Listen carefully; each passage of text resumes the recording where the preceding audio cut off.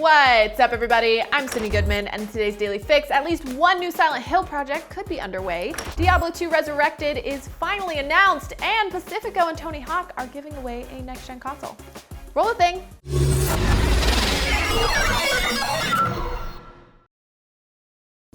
According to the not-so-silent rumor mill, one or more Silent Hill projects could be in the works. Speculation started after comments made by Bloober Team, the horror-focused developer behind the medium, as well as a report from Video Game Chronicle. In an interview with Gamesindustry.biz, the CEO of Bloober Team, Piotr Babieno, said they're working on another horror IP with a, quote, very famous publisher.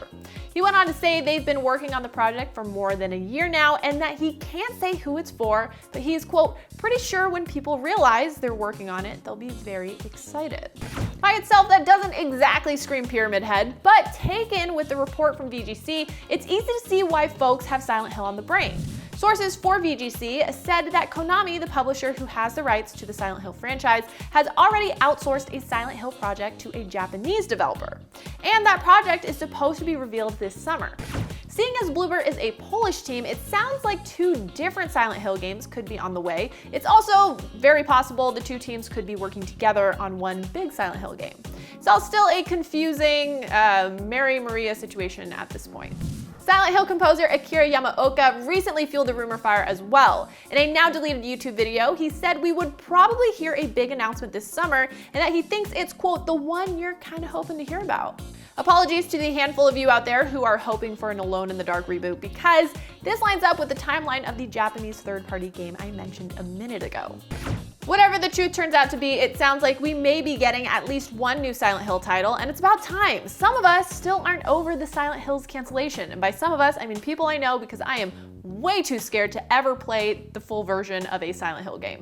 PT just about wrecked me, keeping things honest. It was a big day for Resurrection at Blizzcon, and thankfully not the kind involving child sacrifice and puppet nurses.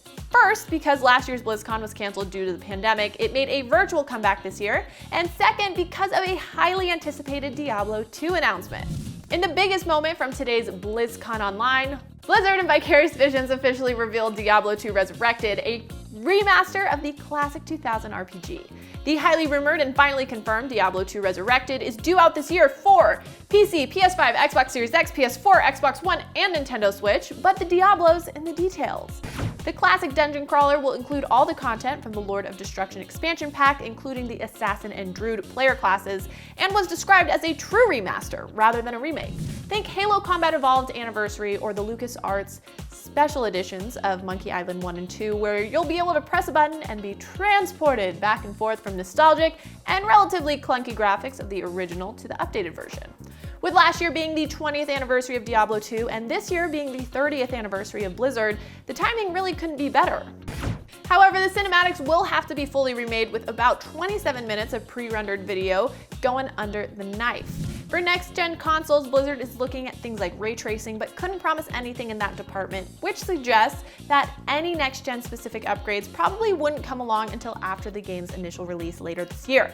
Sadly, couch co-op won't be added, but the 8-player online function will still be there, which is the more COVID-appropriate way to kill an epic demon anyway.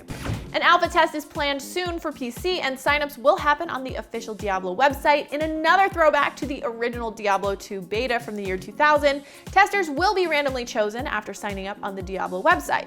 So you may have to make a deal with the devil if you want in.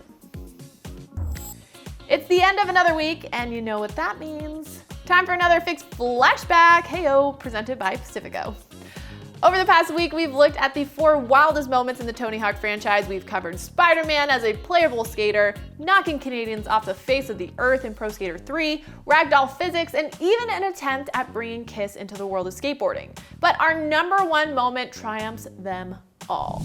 Doing a McTwist over a helicopter in Tony Hawk's Underground. This is the wildest moment because it opened the floodgates for the franchise to get even weirder.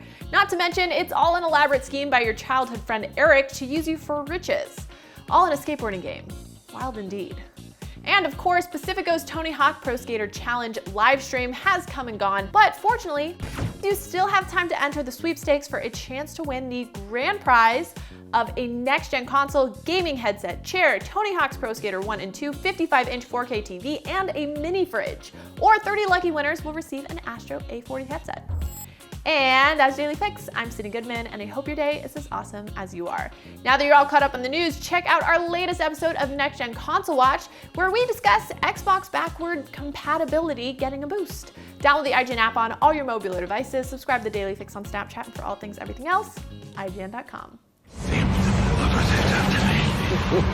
Arise, Diablo, Lord of Terror.